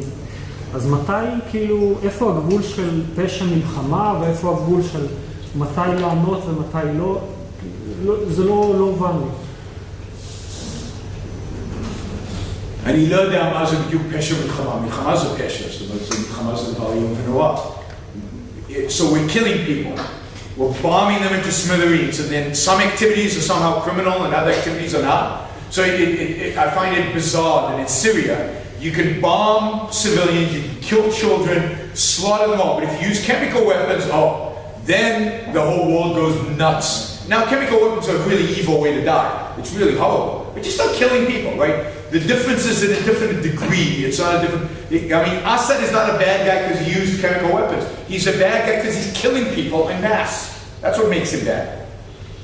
So the whole idea of war crimes, if you initiate force, that's a war crime. If you start a war, that's the essence of a war crime. If you're acting in self-defense, a war crime would only be a crime if you did things that were not necessary for your victory, but just out of, in a sense of sadistic whatever, right? So if you killed people, not because it led to victory, but because you wanted to kill them. You wanted to wipe them out or whatever. So if it's necessary for victory and you're acting in self-defense, it's not a war crime, in my view, by definition. Now, that whole area is difficult and controversial, and nobody agrees with me almost. But to me, it's ridiculous that you're willing to sacrifice your own soldiers for the sake of civilians on the other side. What's the difference? They have lives. A soldier's life is just as valuable as anybody else's life. He's put himself at risk for a purpose, not just at risk, period, but for the purpose of, defending his country, defending the people he loves, defending the people he cares for. I mean, there's a lot to say about it. Okay, we'll take. He's being patient. A lot of fields in life, even major ones, say ISPs and the like, just to get a company started require a very comprehensive and expensive kind of grid to get going. And that creates a situation where major companies that are already in the field can kind of shut you down before you've gotten going. And, say net neutrality. It's very socialist. It's not capitalist. Yeah, I'm very much against it. But the concept is I can't go and start an ISP. Like, it won't work. I'll get shut down at the gate. So what's the solution to... I mean, but that to me is so limited and such a restrictive way of thinking about the world, right? Barnes & Noble had a complete dominance of the book selling business. I mean, you couldn't compete with Barnes & Noble. So somebody changed the paradigm, changed the way we think about selling books, call it Amazon, and today Barnes & Noble barely exists. You don't even know who they are, right? Because they're gone. Because Amazon now dominates. So, yeah, there's a paradigm. It used to be that in order to get light in a house, you had to go kill a whale. To get the whale oil, so that you could light a little thing, right? And first of all, we're killing a lot of whales, but secondly, only rich people could afford lights. And then somebody changed the paradigm, called it Rockefeller. And he took this mucky black stuff called oil, which nobody wanted, which it actually lowered the value of your property if you had it on your property, until somebody discovered that you could take this stuff and refine it and turn it into kerosene, and now you had light. And they drove, by the way, Rockefeller saved the whales, because it's kerosene, using in lighting, it basically destroyed the whaling industry, which was killing the whales, because nobody wanted whale oil anymore, because they were using kerosene. And of course, who drove kerosene out of business? Thomas Edison, again, a shift. So I don't know enough about ISPs to tell you that if you wanted to deliver a certain product, yes, they are dominant players in a particular industry. But that doesn't mean they're always going to be there. History suggests that they're never still there. Right? Where's IBM today? Right? You guys are too young to remember when IBM was the dominant computer company in the world. Nobody came close, and everybody said, oh my God, we got to break up IBM, because nobody can compete with IBM. And then digital competed, you don't even know who digital is, but digital competed with not big mainframes, but mini computers. And then the PC came around, and Apple came around, and boom, IBM doesn't exist anymore, really, not in the sense that it did back then. So paradigm shifts are constantly happening. No, but I think the biggest difference is if Barnes & Noble was providing an awful product and for, hiking up the prices, then I would go open a bookstore, Yeah. and I could sell it for something that maybe wasn't as cheap as Barnes & Noble could have sold it, but they're choosing to up the prices so I can beat them. Who's selling a lousy product at a high price that you would like to compete with? I don't know, Comcast. Doesn't matter. Well, look at Comcast. Take Comcast. A DirecTV is direct competition to Comcast. I have in my home, I get internet, not from Comcast. I get internet from a new provider who uses Wi-Fi, who uses new technology, right, for wireless transmission of high bandwidth. I get 500 megabits per second in my home because of wireless technology. Because you live in California. No, I don't. I live in Puerto Rico. That work. I live in Puerto Rico. I don't live in California anymore. I moved to Puerto Rico. And in Puerto Rico, we have wireless technology that transfers. Now, the reason you might not have it in Israel is not because of the ISPs. It's because your friends in Jerusalem who are regulating and controlling and getting favors from Comcast, the equivalent of Comcast in Israel, and not providing licenses for people to do the super speed, high speed Wi-Fi network in Israel. So the problem is not the inability to compete in a free market. The problem is you don't have a free market, and the reason you don't have a free market is because government is regulating it. So get rid of the government. You're finding like a specific solution to... Because there's a specific solution to every example you give that the free market will discover. There is no such thing as a natural monopoly. There's no such thing as a situation where somebody with a lot of money and a lot of resources can keep real innovation out. It just doesn't exist. And I can give you a million examples from history because they're real, because they happen. There's no quick fix to healthcare. There's no quick fix. There's a very quick fix to healthcare. Very quick fix to healthcare.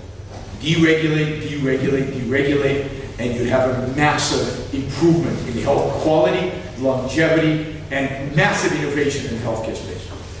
That's a quick fix. There is a quick fix. No, because it's not some Bluetooth that is going to make me heal. It's more complex. There's gene therapy now that will make you heal, but gene therapy needs massive amounts of capital for its investment. It needs a private market in which people can actually try new things out, and it needs to get rid of the FDA so it doesn't cost $10 billion to develop a new treatment and a new drug so that you can bring new drugs to market faster. Of course, there's a Bluetooth in healthcare. And I know companies that do not research life extension. They are real possibilities of how to extend human life.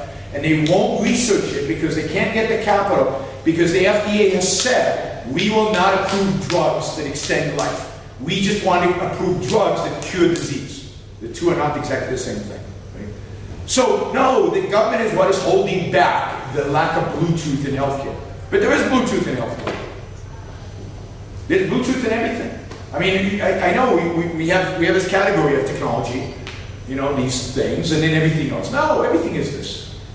Everything is this. If it's free, right? We should have flying cars today. But one of the most regulated businesses in the world is cars. It's on wheels. So there's been no innovation, basically, in internal combustion engine for what? 60, 70, 80 years? Airplanes. What was the last innovation in airplanes? I mean, if you fly today a 787, Boeing's latest, greatest plane, how different is it from the 717 50 years ago? Very little innovation. Very little difference. They're actually slower today. I've actually seen a graph where every generation of Boeing planes is a little slower than the previous generation of Boeing planes. What was the last innovation in airplanes? You don't even know, because it went away so quickly. The mechanical engineer student in me wants to tell you that because the closer you are to Mach speed, your drag significantly goes up. Yeah, but there used to be a plane much faster than the 787. What was it called? Concorde. What happened to it? It's been grounded. Why? Because of stupid regulations. And by the way, there are at least 2 or 3 projects right now independent, private projects, not by the big guys, not by Boeing, not by the government, trying to build supersonic commercial airplanes right now. But that's, it took massive efforts and huge amount of capital and real risk takers in order to do that. But the fact is that because of regulation, it's taken 50 years for us to do that. It would be great if mechanical engineers like you, were free to actually invent stuff without having to ask permission from some bureaucrat who doesn't know anything about mechanical engineering. Yes, in the back. אמרת שאתה לא מצדיק התערבות ממשלתית, חוץ מאשר במקרים של ביטחון, שקשורים בנשק, זה עבר למשטרה. בבתי משפט. בבתי משפט. כן. האם יש מקרי קיצון אחרים שאתה כן מצדיק? דברים שתורמים לפיתוח או מונעים פגיעה בדברים אחרים, כמו עניינים של סביבה וזיהום, עניינים של תקלות בנייה ותכנון ערים? לא. לא תכנון בנייה ותכנון ערים ותקנות בנייה, לא, אני לא מצדיק התערבות ממשלתית בדברים האלה. בעניינים של סביבה זה תלוי. אם אתה מראה לי שפעילות מסוימת של אנשים מסוימים שעושים גורמת נזק פיזי, אז כן, לממשלה יש תפקיד בלהגן עליי מבחינה פיזית, to protect my right to life. But you have to prove it, not just speculate about it, you actually have to prove it, that there is real damage to me as a consequence of somebody else's activities. But most problems that are environmental can be solved through private property. So if you worry about clean water, and clean rivers and clean lakes, the easiest way to make lakes and rivers clean is to privatize them. Is to sell them to private people. Because what do we do with our own property? We keep it clean. The stuff that gets dirty is public property because nobody owns it. So we dump all our garbage there. So most environmental problems are solved when we privatize stuff. If you care about the species that is going out of existence, then buy it. Buy a bunch of owls and buy a forest and keep them on your forest and you can protect the species. But you can't demand that I protect the species if I don't care about them and they're on my property. So the solution to most of these problems, and there are people who do that. There's a conservation fund in the United States, and what they do is they get contributions from people and they go around the world and they buy big pieces of land to preserve them. And then they defend them, right? Because it's private property. That's how you deal with preservation of, ancient forests or anything like that. Through private property, through private initiative. The government should have no role in that aspect of the environment. And everything else can be dealt with private property, pretty much. And then again, if there's real damage, if I'm choking because of your factory, then I should be able to sue you, and ultimately the government should be able to ban cyanide in the air or whatever, if it's objectively harmful. אני רוצה להמשיך פשוט את השאלה שלו. מצד אחד אתה אומר את זה, אבל בפועל אנחנו רואים דברים אחרים לגמרי. אנחנו רואים שרוב היערות המזונס נקלטו כי אתה נוסע לאן שהוא, אתה קוראת שם ומביא את זה לארץ אחרת. אז כאילו אם אין השלכות מיידיות למעשים שלך לידך, כי אנחנו דואגים לעצמנו, אני מבין את זה. Okay, but let's go to Amazon, because Amazon's a great example, right? Why do people, they basically burn the forest. They don't cut them down and ship them somewhere else. They burn the forest. Why is the Amazon being burned down? Because poor people in Brazil have no property rights. They have no land. The Amazon is owned by the state. And these poor people need to feed themselves. And the state does not recognize their property rights of the land that they have cultivated forever. Right? It's a feudal system. Still feudalism in a sense. So what they go is they go to a neighboring place where there's a forest. They burn the forest down. They grow the agriculture quickly. Right? They sell the product and then they run away because the government's going to come and confiscate the land back from them. The solution to that is, one is to sell to Amazon, is to privatize it. And B, it's to give poor people property rights over the land they're already cultivating. If you go to Rio de Janeiro, Brazil, the favelas are where the poor people live, right? And you walk up into the favelas. in Rio de Janeiro. I don't know if anybody's been to Rio de Janeiro. Rio de Janeiro is the most beautiful city in the world. There's nothing that comes even close. And the best views in all of Rio de Janeiro are in the favela. So the poor people in the favela have the best views in the whole world. So why are they rich, right? They own this incredible piece of land with great views. It's because they don't own the land. They're squatters. It's government-owned land, and they just built their homestead. All you have to do to make the poor people in Rio rich is to give them title on the land that they own. And suddenly, I want to buy a house there. So property rights solve the problem of Amazon. So I'll give you an example about cutting trees. Right? If you're in private property, and I have a piece of land, and it's got trees on it, and if I cut down the trees and I sell them to paper mill or to wood manufacturing, they pay me. What am I going to do with that money?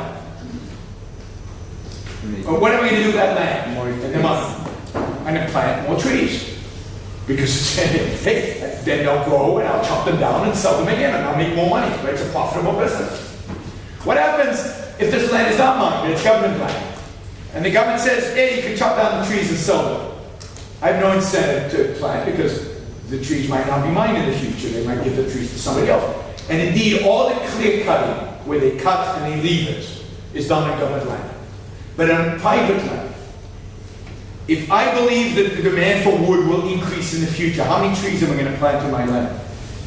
More, not less. So this creates an interesting paradox, if you will. The more paper you recycle, the fewer trees there will be. The more paper you recycle, the fewer trees there will be in the future. Because demand for wood in the future will be lower, my incentive to plant will go down.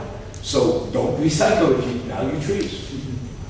I'm 100% serious. No, but you're I think under the assumption that we need enough trees to keep the world green, but that's not true. We need very little trees, and as computers become more prevalent, we need even less trees. And the reality is, okay. So let me ask you this: are there more trees in the United States of America today than there were 100 years ago, or less trees? There are more trees. There are many more trees. Why?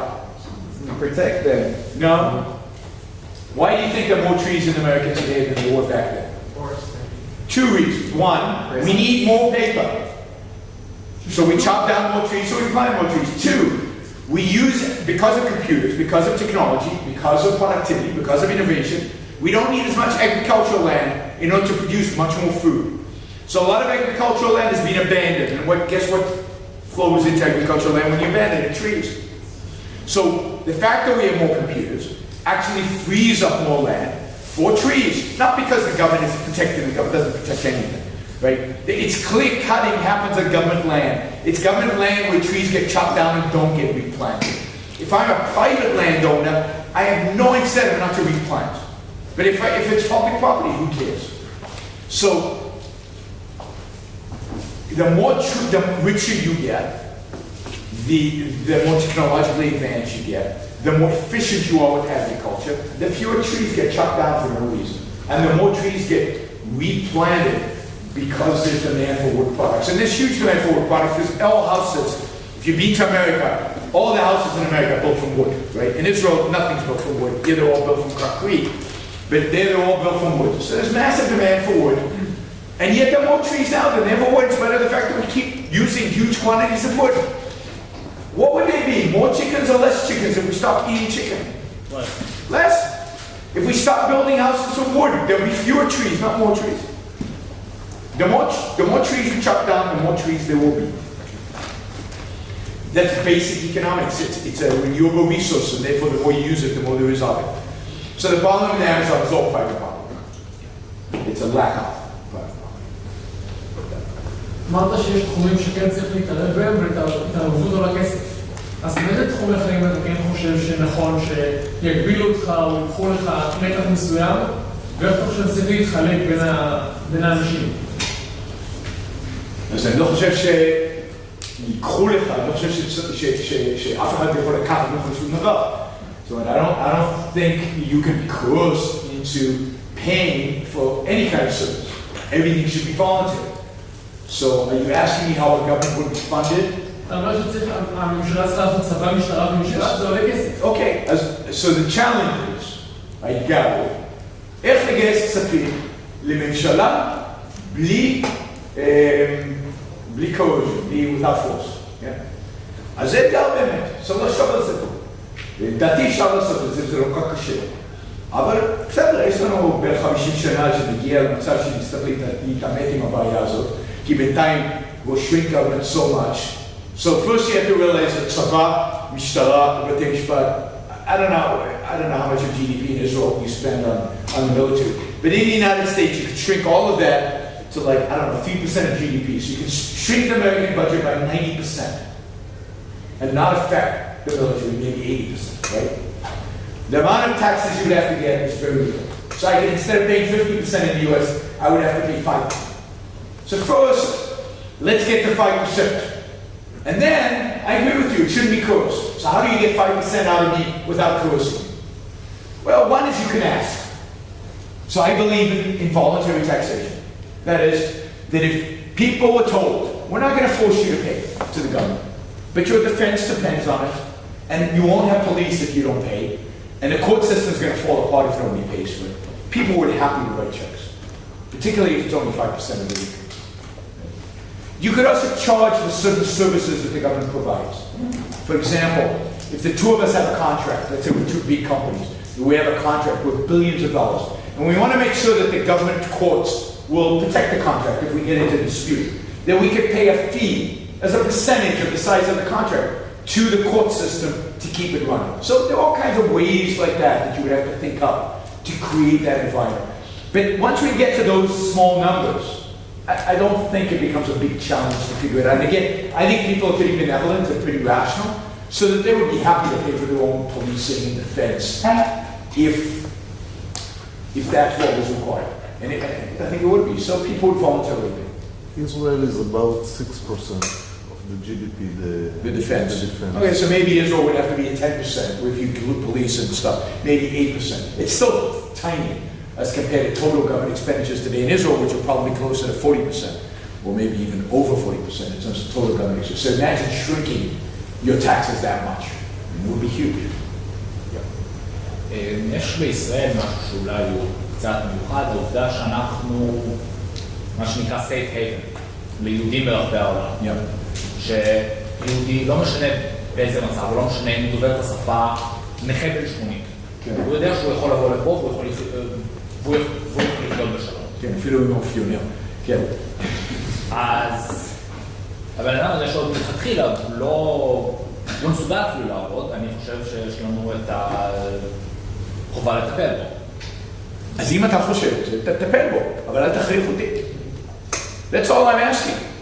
If you believe that somebody, I don't, to hell with you. Just because you're Jewish, I don't take care of you. Just because you're 89, I don't want to take care of you. I don't know you. You might be an awful human being. Why would I take care of you? Right?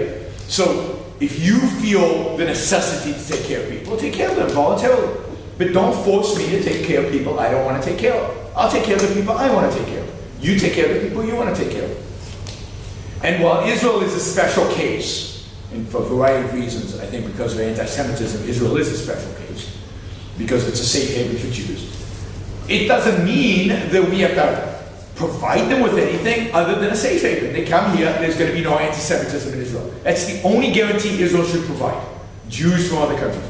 They shouldn't get money, they shouldn't get a house, they shouldn't get a car, they shouldn't get welfare, they shouldn't get anything. They have to earn it. Just like any other human being has to earn their living. All Israel represents is that here you will not be persecuted for being a Jew. And the only reason I think Israel has a legitimate reason for existing as a Jewish country is the fact that throughout history and in reality today, everywhere in the world, Jews are persecuted for being Jews. And if they're not right now, they will be in 10 years, right? Because that's the trend of history, unfortunately. So that's the basis for Israel being a Jewish state, right? Because I hate ethnically centered states, right? So the only justification for Israel to be ethnically centered is anti-Semitism. If anti-Semitism was wiped out from the world tomorrow, I would say Israel should stop being a Jewish state. עכשיו, עוד שאלה אם אפשר. אני חושב או לפחות כך אני רואה את זה. שגם חוזה העסקה זה בעצם חוזה בין שני אנשים, אני והמעסיק, וכשאחד מהצדדים באופן משמעותי חזק יותר מהשני, אז די ברור שהחוזה ייתה באופן משמעותי לטובתו. עכשיו, בדבר הזה, אני חושב שבדיוק ועדי עובדים זה משהו שיכול מאוד להשפיע. אני לא נגד ועדי עובדים. הבעיה שהם מושחתים כולם. כן, אבל הם מושחתים כי יש להם כוח פוליטי. הם לא מושחתים inherently. What makes unions corrupt is the political power that government has granted them. So in Israel, it's like, because of the history, because of the Histadrut, because of the political power that the Histadrut had in effect Avodah and institutionalized itself into the bureaucracy of the Israeli state, but the Odim in Israel are unbelievably corrupted, unbelievably politically powerful. But that is a feature of the politics. It's not a feature of a union. Now, you make the assumption, implicit in what you said, that the differential in power is that the employer has more power than the employee. I don't agree with that. Sometimes that's the case, but a lot of times the employee has much more power than the employer. If you're a software programmer, you have much more power than your employer because you have 20 different employers bidding for your services if you're any good. And that's why there are no unions of programmers, right? But let's say there is certain jobs where the people maybe are not that smart or not that educated and they don't have as much bargaining power as their employers. I have no problem with unions. But then you don't give the union any political power, which means I can fire you if you strike. אז נגיד חברת חשמל הישראלית. אנחנו רוצים לטפל בה, הם שולטים, כולם יושבים בחור של מה שם. אבל זה קשר לחברת חשמל אחת. כן, אז תפרק את חברת חשמל. אז הם ישבטו? אז שישבטו, אז fire them all and bring in new people. יש לכם חברות הסולריות בדרום, שתדעו לי לבחור, אני רוצה להיות חשמל, החברה סולרית בדרום, ואז חברת חשמל תשבות, אני אעבור להתחרה שלה. כן. I should be able to build a little nuclear power plant and supply electricity, because I need nuclear solar panels. I hate solar energy. I love nuclear energy. So I should be able to buy it from the nuclear power plant next door. And today we have little modular ones. So no, I mean, the problem is that you've given a monopoly, and the state has given that monopoly. It's not a natural monopoly. It's a state-granted monopoly to Chavata Chashmal. So yes, they have us by the balls. גם כשאתה עושה פאנלים סולריים על הגג שלך, אתה לא יכול להשתמש בהם. אתה יכול למכור את זה לחברת חשמל וליצור את חברת חשמל. דרך אגב, אותו הדבר בארצות הברית, זה לא רק ישראל. באו אליי ורצו לשים לי אלף סולריים, מוכר לחברת חשמל. אני לא רוצה למכור, אני רוצה להשתמש בהם בבית שלי. אי אפשר. אי אפשר. קליפורניה זה שאני אהיה חובה, לא? מה? עוד מעט לא הולך להיות חובה, בגלל זה עזבתי את קליפורניה, אני גר בפורטו ריקו. יש כאלה מערכות, ועכשיו עם טסלה, עם הבטרי של טסלה, אתה יכול לקחת את הסולולרי שיטען את הבטריה, אבל עדיין אני מעדיף nuclear power plant. אם כבר חשמל הרבה יותר טוב. יש לכם? מה זה? אם כבר חשמל פורטו ריקו, יש לכם? לפעמים. אבל יש לנו גנרטור בבניין, כשאין חשמל לגנרטור מפעל, גנרטור פרטי, תחרות לחברת חשמל קצת. בקשר לבחירת קריירה, יש קריירות שמרוויחות הרבה יותר כסף, ומאוד טבעי שתראה אנשים שלא בהכרח זה מה שנותן להם עושר, ואז גם מקבלים שיש הרבה קריירות שחשוב שיש, שפחות אנשים הולכים. איך להתמודד עם זה? אנשים צריכים לעשות מה שהם רוצים לעשות. האנשים עושים טעויות לגבי החיים שלהם כל הזמן. אנשים דופקים את החיים שלהם כל הזמן. הרעיון הזה שכולנו אגואיסטים טבעי זה מגוחך. רוב האנשים הם self-destructive טבעי. To be an egoist requires effort. To figure out what's really good for you in life requires effort, requires thinking, requires engagement. I believe you should follow your passion. Do what I don't know if you've seen Steve Jobs' speech to the graduating class at Stanford. Connecting the dots? No, it's what do you call those speeches? The commencement address to Stanford. Look it up on YouTube. Just do Steve Jobs Stanford, and it'll come up. It's a great speech, and I agree with almost everything in it. He basically says you're going to spend most of your life working. Not family, you can pretend you like family, but you don't really like your family that much. What you really love, or what you really spend your time doing, is work. Love it. Do something you really love, because you're going to be spending most of your life doing it. So when you get up in the morning, you should be excited about going to work. Right? Because that's what you do. You go to work. So the most important decision you make is what kind of profession. But also I would say, don't worry about it too much, because you can change professions. I've had 5 careers, I think. Right? You can have lots of professions. There's no one path in life. So go do something you love. It doesn't work out, go do something else. Right? Figure out what you are going to enjoy, what you can make a living at, how much money is important to you, how much it isn't important to you. You've got to figure out that for yourself, but it takes effort, it takes thought, and it takes practice. It takes experimentation.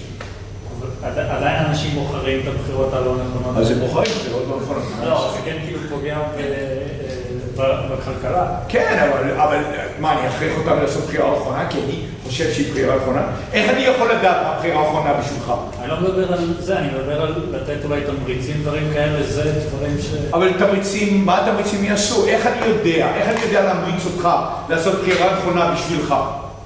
אולי בשבילך הדבר הכי טוב זה להיות מוזיקאי. איך אני יכול לדעת את זה? אתה לא, אתה יכול להגיד שאתה תתמוך למשל באנשים שלומדים מוזיקה. אבל אז, נגיד שהדבר הכי טוב בשבילו זה להיות מתכנת, אבל אני ממריץ אותו להיות מוזיקאי. ואז, no, as soon as you try to centrally plan, you screw up incentives. What you can do is teach people, educate people, to do the thing that they love to do. Get them to watch Steve Jobs' lecture. You know, get them to take their own life seriously. Get them to really think about what's good for them and what kind of career they really want to have.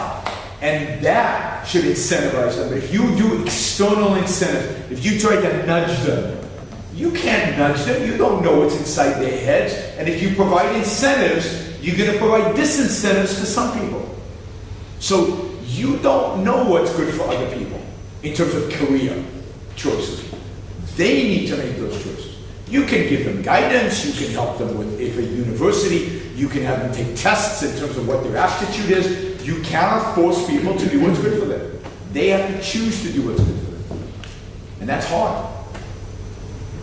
Okay, last 2 questions, yes. קצת דיברת על זה, אבל בכל זאת הנושא של משאבי טבע, נגיד, יש לנו גז נגיד, שהם שייכים למים הטריטוריאליים של מדינת ישראל. יש לנו גז שמה? שנמצאים במים שלנו, ככל של מדינת ישראל. זהו, השאלה של מי המים, של המדינה, של האזרחים, של מי. דבר שני, עכשיו ברור לי שהמדינה לא הולכת להוציא את הגז, כי זה יהיה מפריד, אז נגיד לוקחת איזו חברה בריטית שתוציא את הגז, איך שומרים על האינטרס של אזרחי מדינת ישראל לצורך העניין? אין לאזרחי מדינת ישראל אינטרס.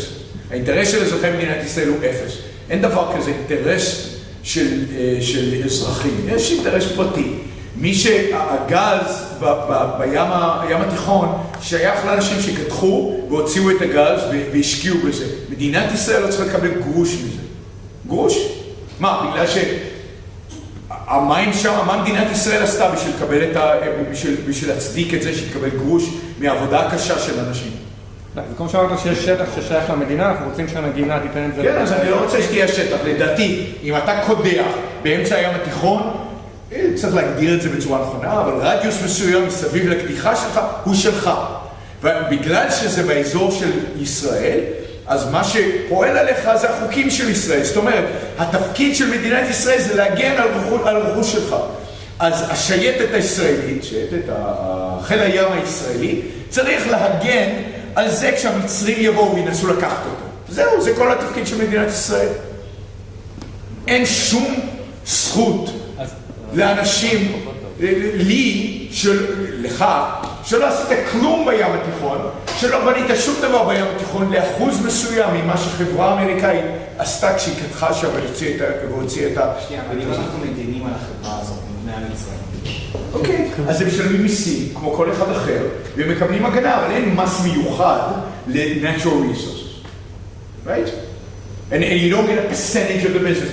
If I drill in Texas, and I find oil, guess how much the federal government gets of that oil?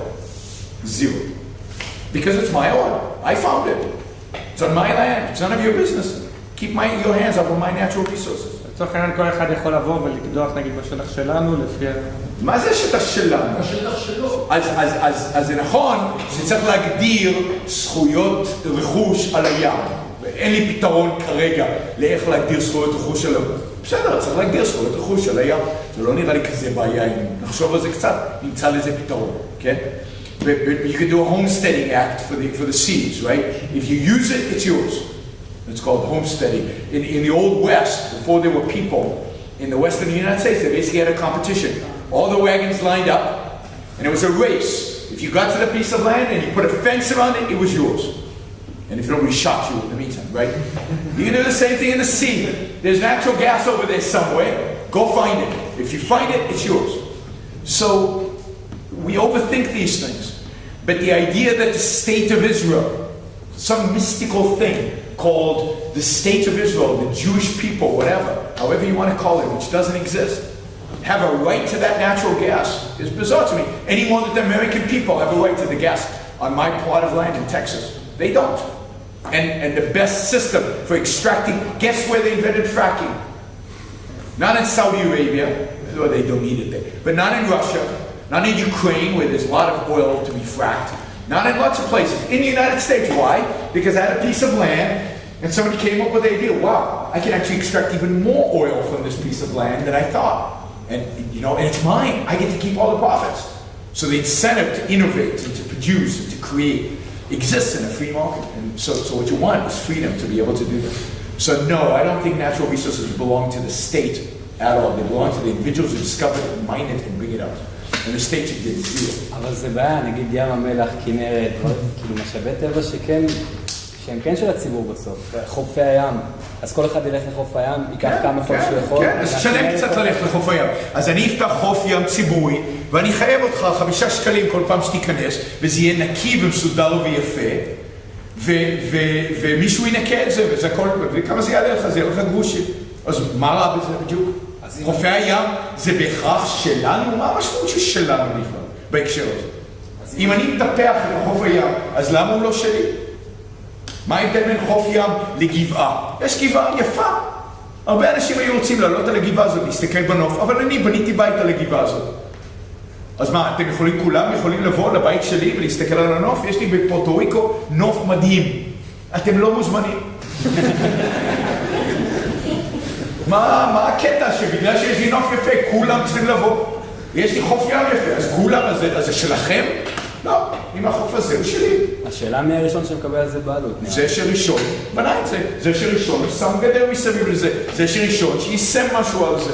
This goes back to John Locke. How do you get property rights? When you mix your labor with the land in his conception. I would say when you mix your mind with nature. It's yours. That mixture, you created it in some respect. When you fence something up and you clean it and you take care of it and you invite people in and you charge for it, you have created something that didn't exist before. A beach, a pretty beach, where people can come and get chairs and umbrellas and whatever. Why would you charge for that? Why does that have to be free? It's ridiculous. People actually providing a service.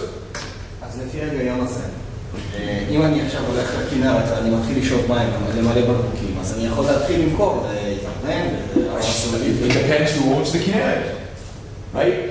So who owns the Kinneret? Well, but that's, at this point, right, we're not in a state of nature, we're not in the beginning. You would have to figure out a way to auction off the Kinneret. And then, we as Israeli people need the Kinneret in order to... Who we the Israeli people? Who the hell are we the Israeli people? I don't know who we are. You don't need the Kinneret. You've got desalination plants that provide you with more water than you can consume, right? You do. And if you don't, build another one. And then you will have more water than you can consume. Who's we, right? So the Kinneret, if it was truly auctioned off to a number of different parties, not just one, then you would have different interests. And even if you were bottling the water and shipping it out, you don't consume all the resource when it's a renewable resource. You have every interest in the Kinneret filling up so that you can get more water to sell. It's a renewable resource. It's not a finite resource. You'd be right if it was a finite resource, but it's a renewable resource. They are all. there is a debate over intellectual property, whether it exists or not. What is your opinion? Of course it exists. In my view, at the end of the day, the essence of property is intellectual. The essence of what it means to have property is your effort. And because we're human beings, effort means intellectual effort. It's not about muscle. So I think the anti-intellectual property crowd tend to be closet Marxists.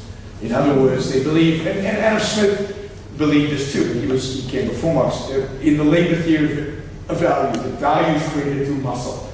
I believe value is created through the human mind. And IP, intellectual property, is the greatest achievement of the human mind. It's great ideas that really change the world. And yes, one should definitely have intellectual property protection, copyright protection. These are creations, just like when you create something. And not it's not the idea that gets protected. It's the application of that idea in a particular physical form, right? We don't have IP over scientific theories. We have IP over the application of the scientific theory in a product. So, I mean, the whole issue of IP is a complicated one, but I'm definitely strongly on the side of yes to IP property rights. זה גם קשור למערכת התמריצים, לצורך העניין, אם אתה מייצר תקופה, אתה יודע שאתה זכות עליה, ולא תוכל להרוויח ממנה, אז בעצם לא כל כך מייצר. כן, לא, תמריצים זה מאוד חשוב, זה קשור, זה חלק מזה, זה תמריץ, אבל even at the level of just theoretical property right, you have a right to the product of your own mind. All right, great. Thank you all.